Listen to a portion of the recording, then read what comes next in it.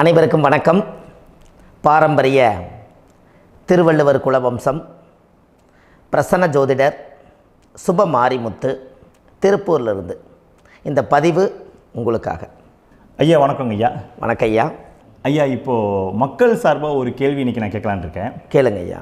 ஐயா, அதாவது இந்த ஜாதகத்தில் முடக்கு இருக்கு, ஜாதகத்தையும் முடக்கிருச்சு, கண்டிப்பாக அதனால் வாழ்க்கையில் நிறைய பிரச்சனைகள் அப்படின்னு சொல்லி நிறைய பேர் கேட்குறாங்க. கண்டிப்பாங்க ஐயா. இந்த முடக்குங்கிறது என்னங்க ஐயா? அதற்கும் கர்மாவுக்கு ஏதாவது சம்மந்தம் இருக்காங்க ஐயா? ரொம்ப பற்றி சொன்னீங்கன்னா ரொம்ப உதவியாக இருக்குங்க. நல்ல கேள்விங்க ஐயா. இந்த கர்மாவே முதல்ல எங்கேருந்து வருது அப்படிங்கிறது தான் இப்போ நம்ம சொல்ல போகிறோம். இதுவரைக்கும் எத்தனையோ கருத்துக்களெல்லாம் நீங்கள் இந்த உலகத்தில் கேட்டிருப்பீங்க. ஆனால் இந்த பதிவில் நீங்கள் பொறுமையோடு இந்த கருத்தை ஒரு இனிமையோடு நிதானமாக கேட்டிங்கன்னா உங்களுடைய ஊழ்வினை கர்மா எங்கிருந்து உருவாச்சு, இதனுடைய இந்த கர்மானால் நாம் என்ன கஷ்டப்படுறோம், நாம் இந்த பூமியில் பிறக்கிறதுக்கு என்ன வரம் வாங்கி வந்தோம், நம்ம பாவ புண்ணியமெல்லாம் ஜாதக கட்டத்தில் போய் எப்படி எடுக்கிறது, நம்மளுடைய தோஷம்னு சொல்கிறோமே அந்த தோஷம் எப்படி கிரியேட் ஆகுது, நம்ம இந்த பூமியில் பிறக்கும்போது கொண்டு வந்த கர்மாவா, இல்லை கடவுளே நம்மளுக்கு ஒரு தண்டனையாக கொடுத்த கர்மாவா, இல்லை நம்ம இந்த பூமிக்கு வந்ததுக்கு அப்புறம் செய்த கர்மாவா, இது எல்லாத்தையுமே நம்ம பொறுமையாக கேட்கணும்னா கண்டிப்பாக இந்த பதிவை நீங்கள் பொறுமையோடு கேளுங்க. உங்களுக்கு இதில் ஒரு பெரிய ஒரு ரகசியம் ஒன்று அடங்கியிருக்குது. அந்த ரகசியத்தை தான் இன்றைக்கி இந்த உலகத்துக்கு அரங்கேற்றம் பண்ணுறேன். இந்த முடக்கு நம்ம ஐயா கேட்டதில் ஒரு அற்புதமான ஒரு விஷயம் என்ன அப்படின்னு கேட்டிங்கன்னா, முடக்குங்கிறது அந்த காலத்தில் பெரிய திறமையை கட்டி போட்டு வச்சுட்டா நம்மனால் அது இயங்க முடியுமாங்க? முடியாது இல்லைங்களா ஐயா? முடியாது. அப்போது அதே மாதிரி ஜாதக கட்டத்தில் நமக்கு வேண்டிய யோகத்தை கடவுளே நம்மளுக்கு நாம் செய்த பாவத்தினால அது முடக்கி வச்சிருச்சுன்னா அந்த பாவகத்தை அந்த ஜாதகர் அனுபவிக்க முடியுமா? அனுபவிக்க முடியாது. அப்போது அந்த அனுபவிக்க முடியாமல் வெளி உலகத்தில் போய் நம்ம தேடி போன பிறவியில் செய்த பாவத்தை இந்த பிறவியில் நீங்கள் தேடி கண்டுபிடிச்சி வாழ்க்கையில் நீங்கள் எப்போ மேலுக்கு வர்றது? அப்போது அந்த கர்மா 12 ராசி கட்டத்துக்குள்ள 27 நட்சத்திரத்தில் 9 கிரகங்களுக்குள்ள ஒரு பெரிய ஒரு ஆத்துமாத்துமான கர்மா, உங்கள் பூர்வ ஜென்ம கர்மா இதுக்குள்ளே எங்கேயோ ஒரு இடத்துல முடங்கியிருக்குது. இந்த முடக்க மட்டும் உங்கள் ஜாதகத்தில் நீங்கள் கண்டுபிடிச்சிட்டிங்கன்னா ஹைலைட்டாக வாழ்கிறதுக்கு, இந்த உலகத்தில் சுதந்திரமான வாழ்க்கை வாழ்கிறதுக்கு ஒரு மிகப்பெரிய பொக்கிஷம் உங்கள் ஜாதகத்துக்குள்ளேயே இருக்குது. அப்போது அந்த ஜாதகத்துக்குள்ளே நாம் போன பிறவியில் நம்ம கர்மா நாம் என்ன செய்திருப்போன்னு உங்களுக்குள்ளே பெரிய குழப்பம் இருக்கும். என்னங்க ஐயா, நீங்கள் என்ன கர்மா பண்ணிட்டு வந்தீங்க, நாம் போன பிறவியில் நம்ம யாரை ஒரு வதச்சோம், யாரை நம்ம மனசை புண்படுத்தினோம், நம்ம தாத்தாவுக்கு சோறு போட்டோமா, நம்ம பாட்டனுக்கு சோறு போட்டோமா, நம்ம முப்பாட்டனுக்கு சோறு போட்டோமா, நம்ம கொள்ளுப்பாட்டனுக்கு சோறு போட்டோமா, அப்போ நம்ம அப்பாவுக்கு நம்மளை பெற்றவருக்கு நம்ம சாப்பாடு கொடுத்தோமா, இவங்களுக்கெல்லாம் நம்ம சேவை பணிமடைகள் செஞ்சோமா, நம்மளுடைய உறவுகளுக்கெல்லாம் அரவணைச்சு போனோமா, நம்மளுடைய இந்த மாதிரி நாம் இரத்த சம்பந்த உறவுகளை இருந்து தான் இந்த உலகத்துக்கு நம்ம வெளியில் வந்திருப்போம். அப்போது வெளியில் நீங்கள் நிற்கிறீங்க, அப்படியே மேலே போய் பார்த்தீங்கன்னா ஒரு 7 தலைமுறையில் ஒவ்வொருத்தரும் செய்த கர்மாவெல்லாம் நம்ம பிளட்டு ரிலேட்டிவாக இப்போ நீங்கள் கரண்ட்டில் இருக்கிறவங்க கிட்ட தான் டெபாசிட் பண்ணியிருக்கோம். அப்போ இது தெரியாமல் நாம் ஜாதகத்துக்குள்ளே போய் தசாபுத்தி நல்லா தனுங்க இருக்குது, நான் ரொம்ப கஷ்டப்படுறேன், என் ஜாதகத்தில் போய் பார்த்தேன் எல்லா கிரகங்களும் நல்ல வலிமையாக இருக்குன்னு தான் சொன்னாங்க, ஆனால் இன்னும் என்னுடைய கடன் அடையலை, இன்னும் என்னோடய கர்ம தீர்ந்த மாதிரியே தெரியல, எனக்குள்ளே ஒரு தாட்டு என்னமோ நான் ஒரு பின்தங்கின வாழ்க்கையிலே வாழ்ந்துட்டுருக்கேன் அப்படின்னு நீங்கள் சொல்லும்போது, அப்போ இதையெல்லாம் தாண்டி ஒரு கர்மா உங்களுடைய ராசி கட்டத்துக்குள்ளே எங்கேயோ ஒரு பக்கத்தில் ரகசியமாக புதைஞ்சிருக்கு. அப்போது அந்த ரகசியமாக புதைஞ்சிக்கக்கூடிய அந்த முடக்கு தான் இன்றைக்கி இந்த உலகத்துக்குள்ளே நீங்கள் தெரிஞ்சுக்கக்கூடிய விஷயம். அப்போ அந்த முடக்குங்கிறது ஒன்று உண்மை. இந்த உலகத்துக்கு நம்மளை எல்லாத்துலேயும் நல்லா யோசிச்சு பாருங்கள். 12 ராசி கட்டம் இருக்குதுங்களா ஐயா? ஆமாங்க ஐயா. ஆனால் கிரகம் எத்தனை இருக்குதுங்க? 9 தான் இருக்குங்க ஐயா. ஆமாம், 12 ராசிக்கு 12 கட்டத்துக்கு 12 கிரகம் கொடுத்துருக்கலாமல்ல கடவுள். அப்போ ஏன் 3 கட்டத்தை மட்டும் எம்டி பண்ணி மீதி 9 கிரகத்தை வச்சுக்கிறாருன்னா, அப்போ நாம் செய்த 3 தலைமுறை கர்மாவுக்கு அது எந்த கட்டம் பிளாக் ஆகுதோ அந்த கட்டத்துக்குள்ளே ஏதோ ஒரு ரகசியம் இருக்கிறனால தானே எங்கேயோ ஒரு பக்கத்தில் நீங்கள் கண்டிப்பாக கர்மாவில் மாட்டுவீங்கிறது கடவுளே படைச்சு தானே இதை உருவாக்கியிருக்காரு. 12 ராசிக்கு 12 கட்டம் கொடுத்துருந்தா எங்கே நீங்கள் சுற்றி வந்தாலும் ஏதோ ஒரு வீட்டுக்குள்ளே போய் உட்காந்துக்கலாம். ஆனால் ஒரு வீடு சுத்தமாக இருக்குது, ஒரு வீட்டில் 4 கிரகம் இருக்குது, ஒரு வீட்டில் 3 கிரகம் இருக்குது, ஒரு வீட்டில் 5 கிரகம் இருக்குது, ஒரு 3 வீடு 4 வீடு காலியாக இருக்குது. அப்போ எங்கேயோ ஒரு ராசி கட்டத்துக்குள்ளேயே கடவுளுடைய கர்மா விளையாட்டு, அது ரகசிய விளையாட்டு தான். அப்போது இந்த இடத்துல தான் உங்கள் ஜாதகத்தில் முடக்கு இருக்குது. இந்த முடக்கை நீங்கள் எப்படியெல்லாம் அதை ஆராய்ச்சி பண்ணி கண்டுபிடிக்க முடியும் அப்படிங்கிற ஒரு விஷயத்தை தான் இன்றைக்கி நம்ம இந்த உலகத்துக்குள்ளே இதை நுழைக்க போகிறேன். இப்போ அப்பா செய்த பாவம்னு ஒன்று இருக்குமில்லங்க ஐயா, நம்ம அறியாத வயசில் தெரியாதில்ல, அப்பா செய்த பாவம்னு இருக்கும். அப்பாவுடைய சொத்து பிள்ளைக்குத்தானா, அப்பாவுடைய பாவம் பிள்ளைக்குத்தானே, என்னங்க ஐயா? சரி, அப்போ தாத்தா இருக்கிறாரு, தாத்தாவுடைய கர்மா உயிர் எங்கே எழுதி வைக்கிறாருங்க? அப்போது மகனை விட்டுறாரு. அப்போ தாத்தா மாதிரியே முகம் இருக்குது, தாத்தா மாதிரியே அவருடைய நடை உடை பாவனை இருக்குது, அவர் தாத்தாவுடைய ஜீனு தான் அப்படின்னு இவர் சொல்லும்போது, அப்போ தாத்தாவுடைய சொத்து பேரனுக்கு சொந்தம்னா தாத்தாவுடைய பாவம் எங்கே போகுங்க? Very good. அப்போ அப்போது இந்த கர்மா எப்படி டிரான்ஸ்ஃபர் ஆகுதுன்னு உங்களுக்கு தெரியுதா? அப்போ நீங்கள் போன பிறவியில் அந்த தாத்தாவுடைய பேரனை நீங்கள் பிறக்கிறதுக்கு கர்மம் உங்களை செயல்பட வச்சுருக்குது. அதனால் நீங்கள் தாத்தாங்கிறீங்க. அதனால் அந்த கௌரவமாக எங்கள் தாத்தா சம்பாரித்த சொத்து நான் தான் அனுபவிக்கணுங்கிற விதியை நீங்கள் உருவாக்கிறீங்க. அப்போது இந்த ஜாதகத்தில் அந்த ஊழ்வினை தோஷந்தான் ஏதோ ஒரு வழியில் உங்களை கர்மாவை செயல்படுத்துது. அதனால தான் இந்த ஜாதகத்தில் எந்த ஒரு முடக்கை எடுக்கிறதா இருந்தாலும் சூரியன் என்ற நட்சத்திரம் எதுவோ அந்த நட்சத்திரத்துக்கு எந்த வீடு முடக்காகுதோ அங்கே தான் உங்களுடைய கர்மா ஒளிஞ்சிருக்கும். இதுதான் உங்களுடைய பெரிய ஒரு பொக்கிஷமான ரகசியம். சரிங்க ஐயா, இப்போ இதில் நவகிரகங்கள் 9 இருக்கும்போது ஏன் சூரியனை மட்டும் நம்ம இதில் எடுத்துக்கணும்னு நீங்கள் சொல்கிறீங்க? நல்ல கேள்விங்க ஐயா. நீங்கள் கேட்டீங்க பார்த்தீங்களா, 9 நவகிரகம் இருக்கும்போது சூரியனை மட்டும், அந்த சூரியன் என்ற நட்சத்திரம் பிறக்கும்போது அந்த வீடு மட்டும் முடக்காகுன்னு நீங்கள் கேட்டீங்க இல்லையா? இதுதான் அற்புதமான கேள்வி. ஏன் அப்படின்னு கேட்டிங்கன்னா, சூரியன்னா அப்பாவோட உயிர் கரு போய் அம்மாவுடைய பனிக்கூடத்தில் கர்ப்பத்தில் வச்சு 10 மாதம் 300 நாள் சுமந்து நீங்கள் இந்த பூமிக்கு வெளியில் வரும்போது நீங்கள் என்ன பாவத்தை இவங்க விதைச்சாங்களோ அந்த கர்மாவை வாங்கிட்டு தான் நீங்கள் வெளியில் பிரசவமாகறீங்க. இதுதானே? அப்போ சூரியன் என்ற நட்சத்திரம், அந்த சூரியனுங்கிறது உயிர் கருவல்லவா, அப்பாவுடைய உயிரணுக்கள் அம்மாவுடைய கருவிக்குள்ளே போய் நாம் குழந்தை வடிவத்தில் இருந்து 300 நாள் பாவ உன்னித்த பதிவில் ஏட்டு எழுதி ஒரு ஜாதகத்தை கையில் கொடுத்து பிறந்த உடனே உங்களுக்கு ஒரு ஏட்டை பெரட்டி நீ இப்படித்தான் விதி, இனிமேல் இப்படித்தான் நீ வாழணும்னு சொல்லி உங்கள் கர்மாவை நீங்கள் கர்மாவோடு தானே வெளியில் பிறக்கிறீங்க. அப்போ சூரியன் என்ற நட்சத்திரம் தானே இந்த உலகத்துக்கு ஒரு பெரிய ஒரு மகத்துவம். இப்போ பாருங்கள், விடிய வரைக்கும் நம்ம முழிச்சிட்ருக்குறோம், காலையில் சூரிய உதயமானால் அவங்கவுங்க செயல்படுறோம். மீதி எல்லா கிரகங்களுக்குமே வெளிச்சத்தை கொடுக்கக்கூடிய சக்தி சூரியனுடைய பிம்ப ஒளிக்குத்தானே உண்டு, என்னங்க ஐயா? அதனால தான் மேசத்து உச்ச வீடுன்னு சொல்லி மேசத்தை உச்சம்னு சொல்லி சூரிய உச்சத்தை அங்கே தான் வச்சாங்க. அப்போது அந்த காலச்சக்கரத்துக்கு 5ஆம் இடம் பூர்வ புண்ணியஸ்தானத்தில் போய் சிம்மத்தில் கொண்டு போய் சூரியனை ஆட்சி வீடுன்னு வச்சாங்க. அப்போது சூரியனில் இருந்து தான் அந்த மையப்புள்ளி உருவாகுது.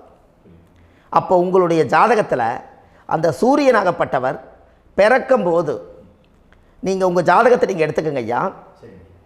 நீங்கள் இன்றைக்கே போய் கதவை திறந்து உங்கள் பெட்டியை திறந்து பீர்வாவுக்குள்ளே உங்களுடைய ஜாதகம் இருக்குது, அந்த ஜாதகத்தை எடுத்து ஜோதிடர்கிட்டையே நீங்கள் சந்தேகம் கேட்குறக்கு முன்பு நீங்களே உங்களுடைய கர்ம பற்றி தெரிஞ்சுக்கிறதுக்கு இந்த பதிவில் உங்களுக்கு ஒரு ரகசியத்தை சொல்லித்தரேன். உங்கள் ஜாதகத்தில் இப்போ இது வரைக்கும் ராசி கட்டத்தை நீங்கள் பார்த்துருப்பீங்க, ஆனால் பாதசாரம்னு ஒன்று இருக்கும் இல்லைங்களா? ராசிக்கு பாதசாரம்னு ஒன்று இருக்கும். சூரியன் என்ன நட்சத்திரத்தில் இருக்குது, சந்திரன் என்ன நட்சத்திரத்தில் இருக்குது, செவ்வாய் என்ன நட்சத்திரத்தில் இருக்குது, புதன் என்ன நட்சத்திர காலில் நிற்குது, இதெல்லாமே அந்த சாரம் இல்லாத ஜோதிடம் சோரம் போய்விடும். அதனால் அந்த சாரத்தில் நிற்கிது பார்த்தீங்களா கிரகம், அதில் இப்போ நீங்கள் உங்களுடைய ராசி கட்டத்தை ஓப்பன் பண்ணுங்கள். இதில் ராசி கட்டத்தில் சூரியன் என்ற நட்சத்திரம்னு ஒன்று இருக்கும் இல்லைங்களா? அது எதுவாக வேணாலும் இருந்துட்டு போட்டோம், அந்த நட்சத்திரம் தான் நீங்கள் பிறக்கும்போது தாயுடைய கருவறைக்குள்ள கரு உருவான நட்சத்திரமே அதுதான். புரிஞ்சுங்களா ஐயா? பிறக்கும்போது நீங்கள் அந்த கருவுடைய நட்சத்திரம் அப்பா வந்து கருவை உருவாக்கி கர்மாவை விதைச்சது அந்த சூரியன் என்ற நட்சத்திரம் தான். அந்த வீட்டுக்கு தான் இந்த ராசி கட்டத்தில் உங்களுக்கு முடக்கு உருவாகுது. புரிஞ்சுங்களா ஐயா? அப்போது ஒரு ஜாதகத்தில் சூரியன் என்ற நட்சத்திரம் எதுவோ அதுதான் உங்களுடைய கர்மா நட்சத்திரம். இப்போ நம்ம பிறக்காதுக்கு முன்னாடி அப்பா கட்டத்தில் அந்த கர்மா டெபாசிட் ஆகிருக்கும். அதை ட்ரான்ஸ்ஃபர் எப்படி பண்ணுறாரு? அவருக்கு ஒரு கல்யாணம் வச்சு அவர் குடும்ப வாழ்க்கையில் வாழ்ந்து நம்மளோட உயிர் கருவை கொண்டு போய் ஊராம் பொண்ணை கல்யாணம் பண்ணி பொண்டாட்டின்னு எடுத்துக்கொண்டு அந்த பொண்டாட்டிங்கிற உரிமையாகி இவருடைய உயிர் கரு உருவாகி வாரிசுகள் வெளியில் வருது. அதானங்க ஐயா? அப்போது அந்த சூரியன் என்ற நட்சத்திரம் தான் இந்த உலகத்தில் ஒரு பிரம்மாண்டமான நட்சத்திரம். இந்த நட்சத்திரம் உங்கள் மனசுக்குள்ளே ஏதாவது இருந்துச்சுன்னா உங்கள் வீட்டில் ஏதாவது ஒரு நல்ல விஷயங்கள் நீங்கள் பண்ணுறதா இருந்தால் அந்த கர்மா நட்சத்திரம் சூரியனுடைய நட்சத்திரம் இருக்குது பார்த்தீங்களா, அந்த நட்சத்திரத்தில் எந்த ஒரு சேவைகளும் செய்யக்கூடாது. அதுதான் கர்மா. அதை போய் நீங்கள் ஆக்டிவேட் பண்ணி விட்டீங்கன்னா அது முன்னோர்களை வந்து நீங்கள் வந்து தொந்தரவு பண்ண மாதிரி. அந்த கர்ம நட்சத்திரம் தான் உங்கள் வாழ்க்கையில் அது புதஞ்சிருக்கிறதா. இப்போ குழந்தை பிறந்தாலோ சீர் சீமந்தங்கள் நீங்கள் செய்கிறதாலோ கல்யாணம் முக்கிறதுனாலோ உங்கள் ஜென்ம நட்சத்திரத்தன்னைக்கு கல்யாணம் பண்ண வேண்டாம்னு சொல்லிக்கிறாங்கல்லங்க. உங்களுக்கு ஜென்ம நட்சத்திரத்துக்கு முன்னாடி உங்களை உருவாக்குன நட்சத்திரம் தான் ஜென்ம நட்சத்திரம். அப்போ சூரியன் என்ற நட்சத்திரம் அப்பாவுடைய ஜென்ம நட்சத்திரமாக அந்த ஊழ்வினை கர்மம் செயல்படுது. அப்போ அந்த முடக்கு யார் வழியில் வந்தது? முன்னோர்கள் வழியில் வந்தது. முன்னோர்கள் கட்டி வச்சது யாரைய? குலதெய்வத்தை.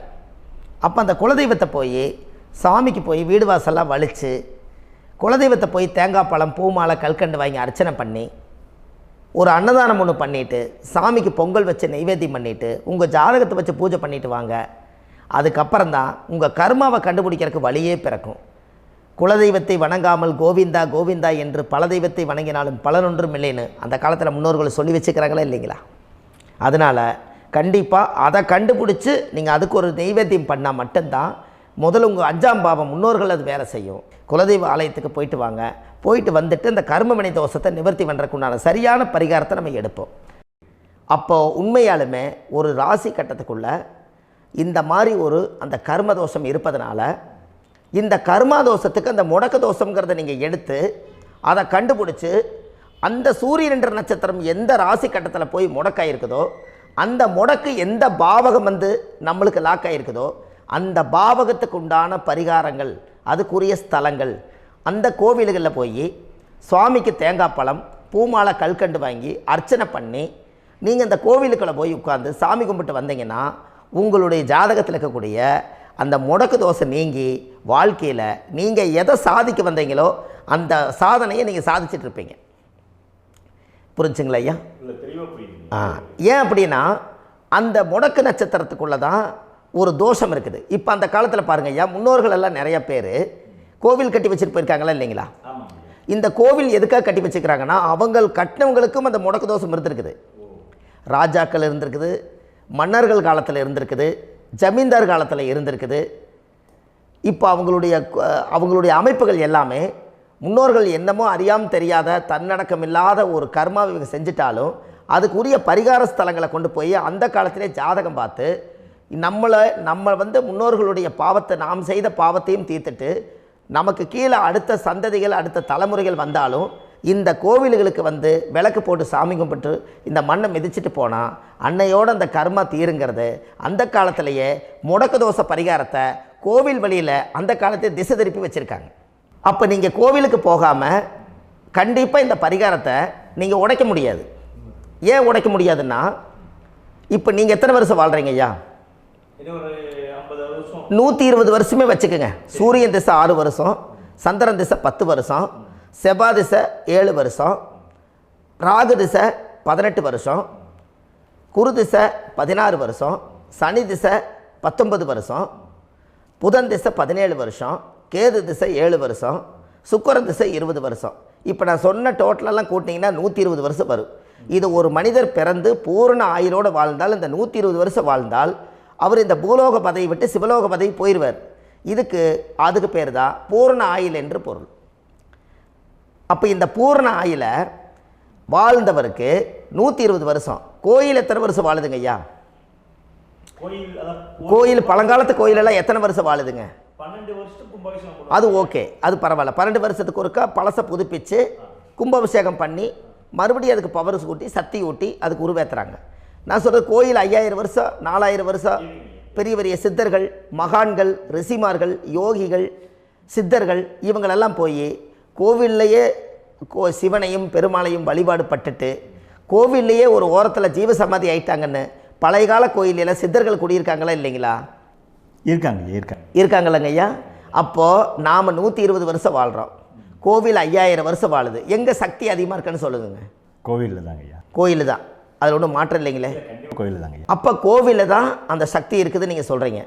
அப்போ உங்களுடைய கர்மாவை உடைக்கிறதுக்கு 120 வருஷம் பெருசா 5000 வருஷம் பெருசான்னு சொல்லுங்கள்?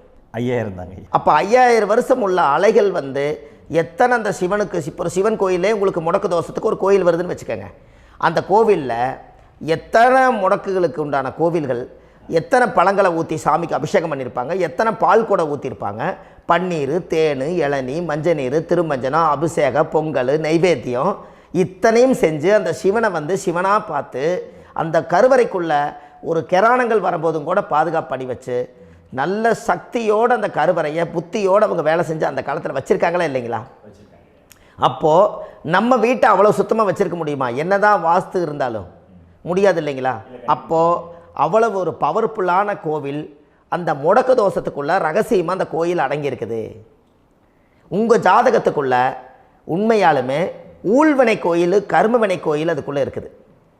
அந்த ஜாதகத்தை கணிச்சு பார்த்தா கரெக்டாக உங்களுடைய ஜாதகத்தில் அப்பாவுடைய கருவறையிலேருந்து உயிர் உருவாகிற நேரத்தில் இருந்து இப்போ வரைக்கும் நீங்கள் கரண்ட்டில் வாழ வரைக்கும் அந்த கர்ம கூட வர்றதை ஒரே ஒரு இடத்துல போனால் மட்டும்தான் விட்டுட்டு வர முடியும். அது எந்த வீடு அப்படின்னு கேட்டால் உங்களுக்கு வந்து அப்பாவுடைய கர்மா வழியில் போய் அந்த கோவில் பழையகால கோயில், பழையகால தெய்வங்கள், அந்த கோவில் தான் உங்கள் ஜாதகத்துக்குள்ள ரகசியமாக இருக்கும்.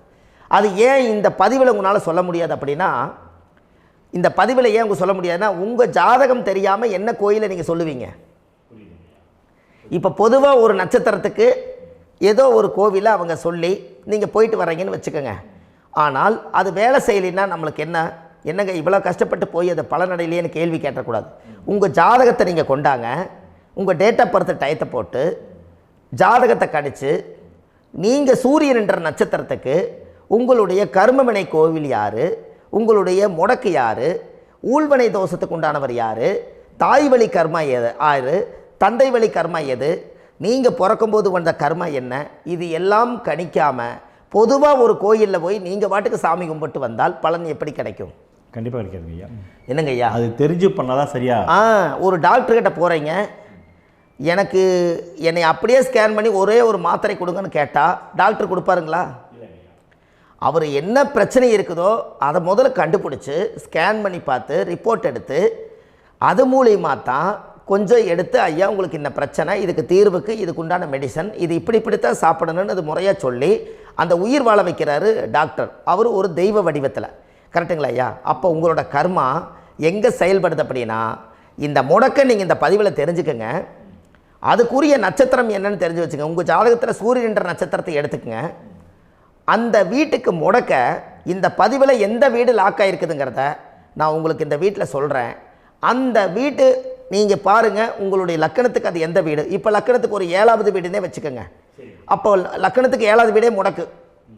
அப்படி ஒரு முடக்கு ஆகிப்போச்சுன்னா ஒரு ஜாதகத்தில் லக்கணம் தான் 1, 7ஆம் இடம்ங்கிறது மனைவி ஸ்தானம். ஒரு ஆணுடைய ஜாதகத்துக்கு 7ஆம் இடம் தான் மனைவி. அவருக்கு நல்ல மனைவி அமையாமல் ஆடம்பரம் இருந்தும் வீடு அரண்மனை மாதிரி இருந்தும் அந்த மனைவியை ஒரு சந்தோஷமாக அவர் அனுபவிக்க முடியாது. புரிஞ்சுங்களா ஐயா? சந்தோஷமாக அனுபவிக்க முடியாது. ஏன் அப்படி? 7ஆம் இடத்துல தான் அவரோட கர்மா உட்கார்ந்துருக்குது. கரெக்டாக சொன்னீங்க. 7ஆம் இடத்துல தான் அந்த கர்மா உட்கார்ந்துருக்குது. அப்போ அந்த 7ஆம் இடத்துல இருக்கக்கூடிய அந்த கர்மா போன பிறவியில் நீ மனைவிக்கு சோறு போடாமல் மனைவியை கட்டி வச்சு அடிக்கிறதும், மனைவியை துன்புறுத்துறதும், அந்த மனைவி இருக்கவே இன்னொரு வாழ்க்கைக்குள்ளே போகிறதும், இங்கே வாழ வேண்டிய தாம்பத்திய சந்தோஷத்தை கொண்டு போய் இன்னொரு இடத்துல கொடுக்கறதும், தெரிஞ்சிருந்தே நம்மளுடைய மனசுக்குள்ளே திருடுத்தனமாக வாழ்கிறதும், இது எல்லா கர்மாவும் போன பிறவியில் நாம் செய்த ஊழ்வினை கர்மா தான் உங்கள் ஜாதகத்தில் 7ஆம் இடம் முடக்கு. அப்போ அந்த 7ஆம் இடம் முடக்கா இருந்துச்சுன்னா கண்டிப்பாக உங்கள் ஜாதகத்தில் நீங்கள் என்ன அனுபவிச்சிட முடியும்? நல்ல நண்பர்கள் கிடைக்க மாட்டாங்க, நல்ல ஒரு பார்ட்னர்ஷிப் அமையாது, நல்ல ஒரு நட்பு வட்டங்களில் எதையும் அனுபவிக்க விடாது, ஒரு அங்கீகாரமான உறவுகளில் போய் நம்ம ஸ்ட்ராங்காக நிற்க முடியாது. 7ஆம் இடம் என்பது தாம்பத்திய வாழ்க்கை, பூர்த்தி இல்லாத வாழ்க்கையாக இருக்கும். இப்படியெல்லாம் அந்த ஜாதகத்தில் ஒரு பொதுவாக ஒரு ஜாதகத்தில் 7ஆம் பாவம் முடக்காயிட்டால் இந்த கர்மாவை அவர் அனுபவிச்சுக்கிட்டே இருப்பார். இது எப்போத்தான் அதுக்கு ஒரு தீர்வு வேணுங்கய்யா?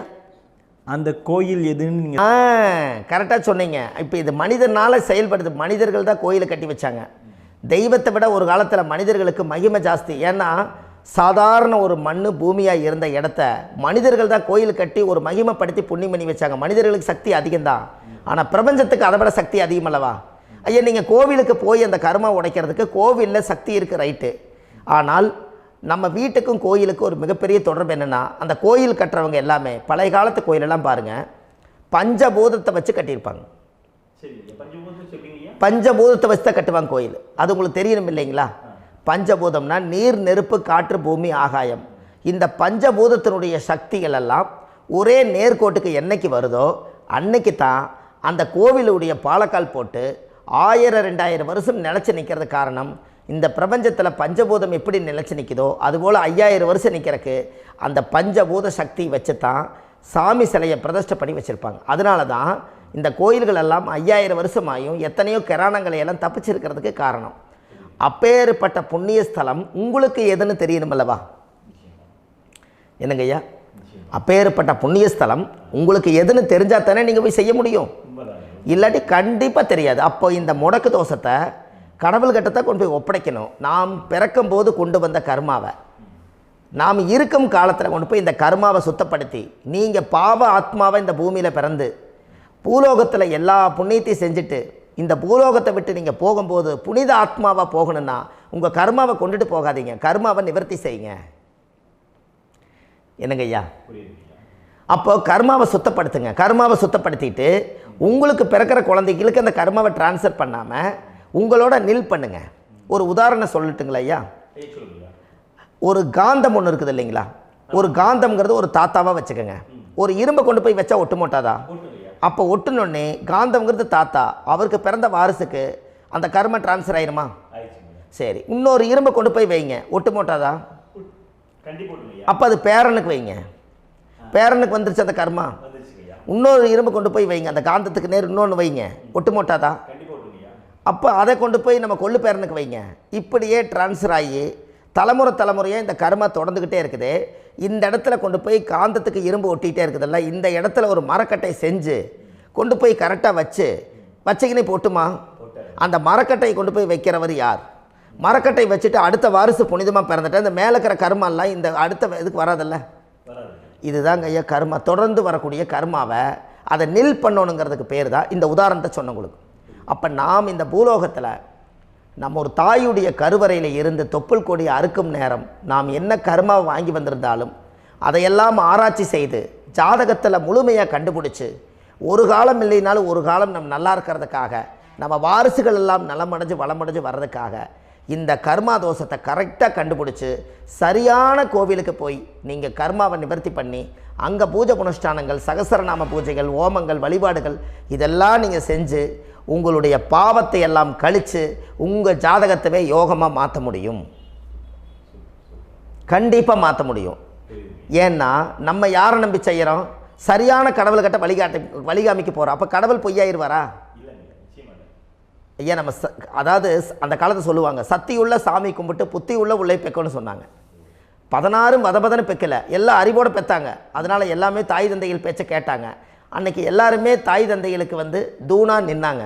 அப்போ அந்த காலத்தில் சத்தியுள்ள சாமி கும்பிட்டு புத்தி உள்ள உள்ளே பெக்கணும்னு சொல்லி அன்றைக்கி அறிவோடு பெற்று இந்த கர்மாவை ஆளுக்கு ஒரு கர்மாவை டிரான்ஸ்ஃபரை பிரித்து எல்லாரும் சுத்தப்படுத்தினாங்க. இன்றைக்கி நம்ம ஒரு குழந்தை 2 குழந்தை பெற்று வச்சுருக்கோம். அவங்களுக்கே இவ்வளவு கர்மா வந்துருச்சுன்னா இந்த குழந்தைகளுக்கு என்னைக்கு இந்த கர்மாவை போய் கண்டுபிடிச்சி நீங்கள் எப்போ சரி பண்ணுவீங்கன்னு. அப்போ இந்த வாழ்க்கையில் ஏதோ ஒரு பிரபஞ்ச சக்தி நம்மளை அறியாமல் என்னமோ ஒரு இயக்கத்தில் கொண்டு போய் விட்டுருச்சுங்களா? அப்போ இனிமேலாவது இந்த கர்மாவில் இருந்து கண்டிப்பாக நம்ம நிவர்த்தி ஆகணும்னு சொன்னால் இந்த முடக்கு தோஷத்தை யாரெல்லாம் கண்டுபிடிச்சி இந்த ஊழ்வினை கர்மாவில் இருந்து நாம் கருவறையில் சுமக்கும் போது 10 மாதம் நீங்களாம் என்னென்ன நினச்சிருப்பீங்க? அதாவது கருவறைக்குள்ள கருப்பாக ஒரு பிண்டம் இடப்பக்கம் கிடக்கையில் இந்த பூமிக்கு வரும்போது நீங்கள் என்னென்ன நினச்சிருப்பீங்க? இந்த பிறந்ததுக்கு அப்புறம் வந்து தான் அம்மா தெரியுது, அப்பா தெரியுது, தாத்தா தெரியுது, பாட்டி தெரியுது, இந்த உலகத்தில் கண்கொள்ளாத காட்சிகள் எல்லாம் தெரியுது, எல்லாம் தெரியுது. ஆனால் 10 மாதம் உங்கள் வாழ்க்கையில் நீங்கள் இருக்கும்போது நீங்கள் என்னென்னலாம் நினச்சி இந்த பதிவில் இறைவன் கொடுத்தாரோ அதையெல்லாம் அனுபவிக்கத்தான் வந்தீங்க. அதுக்கு இடையில இருக்கிறதான கர்மா. இந்த ஒரு விஷயம் உங்களுக்கு கிடச்சிருச்சுன்னா நீங்கள் எல்லாருமே ராஜயோகமாக பிழைப்பீங்கள்ல. இதில் ஏழை பணக்கார யாரையுமே சொல்ல வரல. அவங்க பிறக்கும்போது புண்ணியத்தை பொறுத்து தான் போன ஜென்மத்தில் நம்ம என்ன புண்ணியங்கள் பண்ணி வச்சோமோ அந்த புண்ணியத்தில் இன்றைக்கி நல்லா வாழ்கிறாங்க. ஒருத்தர் கேட்டார், என் ஜாதகத்தில்ங்க எங்கூட படித்தவர் இடம் வாங்கிட்டார், வீடு வாசல் கட்டிட்டார், தொழில் பண்ணிட்டார், நல்லா இருக்கார், ஆனால் நான் இன்னும் அப்படியே தான் இருக்கிறேங்கன்னு ஒருத்தர் கேட்டார்.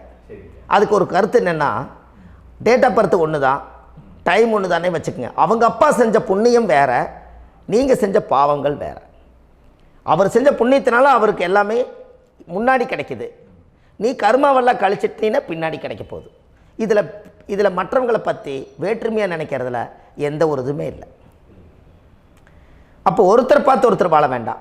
உங்களுடைய சுய அறிவை வச்சு இந்த பூலோகத்தில் இந்த பூமியில் நீங்கள் 4 தெரிஞ்சு நல்ல விதமாக கற்றுக்கிட்டு இந்த உலகத்தில் சிறப்பாக வாழ கற்றுக்குங்க. அதுக்கு அந்த ஊழ்வினை தோஷத்தை கண்டுபிடிங்க. உங்களுக்குன்னு ஒரு முடக்கு இருக்குதுங்கிறத இன்றைக்கி நீங்கள் எழுதி வைங்க. அதை எப்படியாவது கண்டுபிடிங்க, அதை தேடுங்க. ஒரு முறை நீங்கள் ஜாதகத்தை கொண்டு வாங்க. அந்த ஜாதகத்தை கொண்டு வந்து உங்கள் பாவகத்தில் எத்தனாம் பாவம் முடக்காயிருக்குதுன்னு பாருங்கள். அந்த பாவகம் முடக்காயிருச்சுன்னா உங்கள் வாழ்க்கையில் அதிலிருந்து உங்களால் வெளியில் வரவே முடியாது. கண்டிப்பாக வர முடியாது. அதை நீங்கள் கண்டுபிடிச்சா மட்டும்தான் நீங்கள் மேலே வர முடியும். ஏன்னா நிறைய பரிகாரங்கள், பூஜைகள், யாகங்கள், ஓமங்கள் எல்லாம் செய்து வச்சும் கூட அந்த கர்மவினைக்கு உண்டான கோவிலுக்கு போய் அந்த 5000 வருஷ பழமை வாய்ந்த தெய்வத்துக்கிட்ட போய் நீங்கள் முறையிட்டு விளக்கு போட்டு உங்கள் கர்மத்தை எல்லாம் நான் நீ தான் தீர்த்து கொடுக்கணும்னு சொல்லி நம்பிக்கையோடு நீங்கள் போய் அந்த சரணாகதி அடையிறீங்க பாருங்கள், அங்கே தான் உங்கள் கர்மாவை எடுத்து விடுறாரு. அப்போ இந்த ரகசியம் உங்களுக்கு வேணுமல்லவா? அப்போ உங்கள் ஜாதகத்தில் எங்கே முடங்கி அதுக்குரிய கோவில்கள் எல்லாம் என்ன, அதுக்கு தான பரிகாரம் என்ன, அதுக்கு நீர் பரிகாரம் என்ன, யாத்திரை பரிகாரங்கள் என்ன, நீங்கள் வீட்டில் இருந்தே செயல்படுத்தக்கூடிய பரிகாரங்கள் என்ன, பரிகாரம் கோவிலுக்கு போய்த்தான் நடக்குமா, இல்லை நாம் வீட்டில் வச்சு வணங்குறதுனால நடக்குமா, நாம் செய்யக்கூடிய தர்ம பரிகாரங்கள் என்ன, தான பரிகாரங்கள் என்ன, இப்படி பல விதமாக இருக்கிறனால உங்கள் ஜாதகத்துக்கு எந்த மாதிரி பரிகாரம் கனெக்ட் ஆகுதுங்கிறது தெரியணும். இது தெரியாமல் கண்டிப்பாக உங்களால் செயல்படுத்துறது ரொம்ப கஷ்டம். இதனால் இதை நீங்கள் தெரிஞ்சுக்கணும்னா இப்போ நம்ம பாருங்கள், நீங்கள் அந்த தெரிஞ்சுக்கிட்டாலே உங்கள் வாழ்க்கையில் ஒரு டைம் தான் நீங்கள் தெரிஞ்சுக்க போகிறீங்க. உங்களுடைய கர்மா என்ன, நீங்கள் எங்கே செயல்பட்டு போயிட்டுருக்கிறீங்க, உங்கள் போகிற பாதை சரியா இல்லை அந்த பாதையில் முள்ளு கல் இருக்குதா, இது எல்லாம் உங்களுக்கு தெரியலனா இந்த முடக்கை கண்டுபிடிக்கக்கூடிய சக்தி வாய்ந்த இந்த கர்மாவை நிவர்த்தி பண்ணுறதுக்கு வழிகள் இருக்குது. அதனால் நீங்கள் கண்டிப்பாக இந்த முடக்கை தெரிஞ்சுக்கணும். இந்த முடக்கு ராசினா என்ன உண்மையாலுமே உங்கள் வாழ்க்கையில் நீங்கள் தெரிஞ்சு இனிமேல் உங்கள் வாழ்க்கையில் இதுவரையிலும் கர்மாவுக்குள்ளேயே கஷ்டப்பட்டீங்க, வழி தெரியாமல் கண்ணை கட்டி காட்டில் விட்ட மாதிரி இருந்தீங்க. இனி அப்படி இருக்க வேண்டாம். உங்கள் ஜாதகத்தில் 12 ராசி கட்டத்தில் 9 கிரகம் போகும், மீனி 3 கிரகம், 3 கட்டம் உங்களுக்கு எங்கேயோ ஒரு பக்கத்தில் 3 கட்டம் எம்டியாக தான் இருக்கும். கரெக்டுங்களா? அது இல்லாமல் ஒரு ஜாதகம் பிறக்காது. ஏன்னா 9 கிரகத்துக்கு 9 கணக்கு போட்டால் 3 கட்டம் எம்டியாக தான் நிற்குது. அந்த கட்டத்துக்குள்ளே எந்த நட்சத்திரத்தில், எந்த சாரத்தில், எத்தனாவது டிகிரியில், எத்தனாவது பாதசாரத்தில், எத்தனை வெகுளையில், எத்தனை செகண்டுக்குள்ளே இந்த கர்மா உள்ளே புகுந்து உங்களை செயல்படுத்துதுங்கிறத கண்டிப்பாக உங்கள் ஜாதகத்தை கொடுங்க. பார்த்து இந்த விஷயத்தை சொல்கிறேன், நீங்கள் அந்த இடத்துக்கு போய் நிவர்த்தி பண்ணிவிட்டு உங்கள் வாழ்க்கையில் கொஞ்சம் காலம் வாழ போகிறீங்க. பாருங்கள், பிறந்ததுலேருந்து 20 வருஷத்துக்குள்ளே இளமையாக வாழ்கிறீங்க, குழந்தையாக வாழ்கிறீங்க. 20லேருந்து 40 வயசுக்குள்ளே தான் உங்களுக்கு ஒரு பொண்ணை பார்த்து கல்யாணம் பண்ணி ஒரு கரு உருவாக்குறீங்க. அதுக்கப்புறம் 40லேருந்து 60க்குள்ளே குழந்தை பெற்று கடமை முடிச்சிடுறீங்க. 60 வயசுக்கு மேலே ரிட்டையர்ட் ஆகிடுறீங்க. இந்த 20க்கும் 60க்கும் இல்லாத 20லேருந்து இந்த 40 வயசுக்குள்ளே உங்களோட தேடல் என்னவோ அது வாழ வேண்டிய சுகபோகமான வாழ்க்கை எல்லாமே அந்த 40க்குள்ளே தான் இருக்குது. இந்த 40க்குள்ளே இருக்கக்கூடிய வாழ்க்கையை இந்த கர்மா தெரியாமல் காலத்தை வீணாக்க வேண்டாம். வாழ வேண்டிய வயசில் நீங்கள் வாழணும். அதுக்குரிய கர்மாவை நீங்கள் சுத்தப்படுத்துங்க. எப்படியெல்லாம் நீங்கள் சந்தோஷமாக வாழ்கிறீங்கன்னு எனக்கு ஒரு தகவல் கொடுங்க. வேறு லெவலில் நீங்கள் இருப்பீங்க. கண்டிப்பாக இந்த பதிவில் உங்களுக்கு நான் இந்த விஷயத்தை கொடுக்க போகிறேன். இந்த முடக்கு நட்சத்திரங்கள் என்ன அப்படிங்கிறத இந்த பதிவில் நீங்கள் ஒரு நோட் ஒன்று எடுத்துக்கோங்க, குறித்து வச்சுக்கோங்க. இதில் இருந்து அவங்கவுங்களுக்கு முடக்கு நட்சத்திரம் என்னங்கிறத இந்த பதிவில் நான் உங்களுக்கு கொடுக்குறேன். இந்த வீடு தான் அது முடக்குங்கிறத சொல்கிறேன். இதையெல்லாம் நீங்கள் தெரிஞ்சு உங்கள் ஜாதகத்தவே நீங்கள் முடக்கு எடுத்து கண்டிப்பாக உங்கள் வாழ்க்கையில் நீங்கள் நல்லா இருப்பீங்க. அதுக்கு ஒரு நோட் எடுத்து வச்சுக்கோங்க. இது வரைக்கும் கர்மாவை பற்றி நம்ம பேசினோம். உங்கள் ஜாதகத்தில் சூரியன் என்ற நட்சத்திரத்துக்கு தான் முடக்குன்னு சொன்னீங்களே, எந்த வீடுங்கிற ரகசியத்தை இன்றைக்கி நம்ம எல்லோரும் தெரிஞ்சுக்கலாமா? இத்தனை காலமாக நீங்கள் தெரிஞ்சுக்காத ஒரு ரகசியத்தை இன்றைக்கி உங்கள் ஜாதக கட்டத்தில் நீங்களே முடக்க கண்டுபிடிச்சி அதுக்குண்டான பலனை தேட போகிறீங்க. அந்த தேடல் தான் உங்களை கொண்டு போய் உட்கார வைக்க போகுது. ஒரு உதாரணம், உங்கள் ஜாதகத்தில் பாதசாரம் இருக்குது அல்லவா? அந்த பாதசாரத்தில் சூரியன் என்ற நட்சத்திரம், சூரியன் நின்ற நட்சத்திரம் பாதசாரத்தில் கரெக்டாக எடுங்க.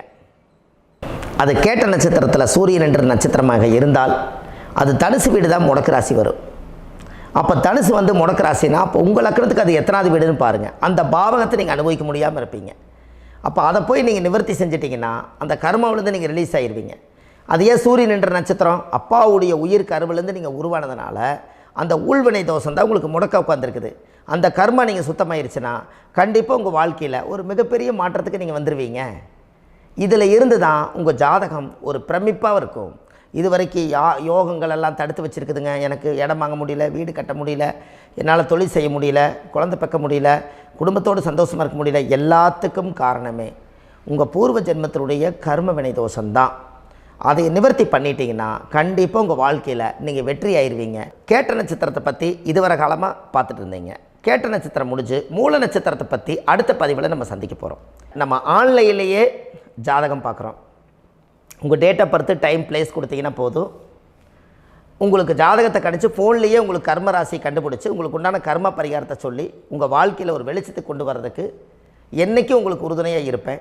நீங்கள் கண்டிப்பாக இந்த பதிவுகள் எல்லாம் இது உங்களுக்காகத்தான். இது அதிகாலை நேரத்தில் பிரம்ம முகூர்த்தத்தில் இந்த பதிவை உங்களுக்கு முழுமையாக சமர்ப்பணம் பண்ணுறேன். இதை கற்று இதை வழி நடத்தி இதைய எப்படியெல்லாம் இந்த முடக்க கண்டுபிடிச்சி இப்படியெல்லாம் பேச வச்சு அழகு பார்க்க நம்ம முன்னோர்களுடைய ஆசீர்வாதமும் இந்த முடக்க கண்டுபிடிச்ச குருமார்களும் அவங்களுடைய குடும்ப பாரம்பரிய வம்சாவளிகளும் எல்லாருமே நல்லா இருக்கணும். அதுக்காக இந்த நேரத்தில் நான் வந்து அடியேன் சுப மாரிமுத்தாக இருந்து திருப்பூர்லேருந்து இந்த பதிவை உங்களுக்கு நான் கொடுக்குறேன். கண்டிப்பாக இந்த முடக்கு கோயிலுக்கு, இந்த முடக்கு தோஷத்துக்கு உண்மையான பரிகாரங்கள், எளிமையான பரிகாரங்கள் நீங்களே வாழ்க்கையில் செஞ்சு ஆதிகால பரிகாரங்கள் உங்கள் மனசுக்குள்ளே இருக்குது. அதை செயல்படுத்தினா மட்டும் போதும், வாழ்க்கை எங்கேயோ போயிடும். கண்டிப்பாக ஒரு முறை உங்கள் ஜாதகத்தை அனுப்பி வைங்க, உங்களுக்கு நான் பார்த்து பலன் சொல்கிறேன். இன்றைக்கி நான் கொடுத்த பதிவுகள் எல்லாம் உங்களுக்கு ரொம்ப பயனுள்ளதாக இருந்திருக்கும். உங்களுக்கு இது வரைக்கும் எத்தனையோ கர்ம வினைகளை பற்றி தெரியாமல் இருந்திருப்பீங்க. இந்த பதிவில் நிறைய கேட்டு தெரிஞ்சுக்கிட்டீங்க. இதெல்லாம் வாழ்க்கையில் ரொம்ப முக்கியமான பரிகாரங்கள், எளிமையான பரிகாரங்கள். நேராக நீங்கள் கடவுளைத்தான் கெட்டியாக பிடிக்க போகிறீங்க. அந்த பரிகாரங்கள் எல்லாம் செஞ்சு அதிகாரமாக வாழ்ந்து இந்த பூலோகத்தில் நல்ல சிறப்பாக வாழ்கிறதுக்கு இந்த பரிகாரம் உங்களுக்கு ரொம்ப யூஸ்ஃபுல்லாக இருக்கும். கண்டிப்பாக இந்த பதிவை செய்யுங்க. நம்ம பாரம்பரிய திருவள்ளுவர் குல வம்சம், பிரசன்ன ஜோதிடர் சுப மாரிமுத்து, திருப்பூரில் இருக்கேன். 30 ஆண்டு காலமாக நம்ம ஜோதிடம் பார்த்து கொண்டு இருக்கிறோம். இவ்வளவு காலமாக எத்தனையோ ஆயிரக்கணக்கான மக்களுக்கு நம்ம ஜோதிடம் பார்த்து வழிகாட்டி நிறைய மக்களுக்கு நிறைய சேவைகள் செஞ்சுருக்கேன். நிறைய கோயில் கட்டி வச்சுருக்கேன், கும்பாபிஷேகங்கள் பண்ணி வச்சுருக்கேன், அன்னதானங்கள் நிறையா பண்ணி வச்சுருக்கேன், புண்ணிய யாத்திரைகள் நிறைய போய் வந்திருக்கேன். மக்களுக்காகவே நான் உங்களுக்கு உழைக்க தயாராக இருக்கேன். இந்த ஜோதிடம் வந்து என்னுடைய ஒரு பாரம்பரியமாக, என்னுடைய அப்பா தாத்தா முன்னோர்கள் இதெல்லாம் எங்களுடைய குலத்தொழில் இது. அதனால் நாங்கள் பாரம்பரியமாக திருவள்ளுவர் குல வம்சம். வள்ளுவர் வாக்குன்னு யூடியூப் சேனலில் போனீங்கன்னா 1000 பரிகாரங்கள் கொடுத்துருக்கேன். அதுவும் உங்களுக்கு ரொம்ப யூஸ்ஃபுல்லாக இருக்கும். வள்ளுவர் வாக்கு அப்படின்னு போடுங்க, அப்படி இல்லைன்னா சுப மாரிமுத்துன்னு போடுங்க. இதில் பரிகாரங்கள் நிறையா கொடுத்துருப்பேன். கண்டிப்பாக இதெல்லாம் நீங்கள் சந்தித்து நீங்கள் ஒரு சப்ஸ்கிரைப் பண்ணி வச்சுக்கோங்க. நான் போடக்கூடிய பதிவுகள் எல்லாமே உங்களுக்கு நோட்டிஃபிகேஷனை வந்துடும். அதனால் நீங்கள் ஒரு சப்ஸ்கிரைப் பண்ணி வச்சுக்கோங்க. தினமும் ஒரு தகவல் உங்களுக்கு கொடுத்துக்கிட்டே இருக்கேன். இதெல்லாமே உங்களுக்கு ஒரு பெரிய சந்தோஷமான நிகழ்ச்சிகள். என்றைக்கும் உங்களோட நான் வாழ்கிறேன். உங்களுடைய குடும்பத்தில் நான் ஒருத்தராக இருந்து குடும்ப ஜோதிடராக நான் இருப்பேன். கண்டிப்பாக ஆயுளுள்ள வரைக்கும் உங்களுக்காக இந்த ஜோதிடத்துக்கு உழைச்சி உங்கள் குடும்பத்தில் ஒருத்தராக நான் வந்து ஒரு ரத்த உறவில் நான் வந்து இந்த பூர்வ ஜென்மத்தில் உங்களுக்கு நான் கடமைப்பட்டிருக்கேன். கண்டிப்பாக அடுத்த பதிவில் உங்களை நான் சந்திக்கிறேன். வாழ்வது ஒரு முறை, வாழ்த்தட்டும் தலைமுறை. நன்றி, வணக்கம்.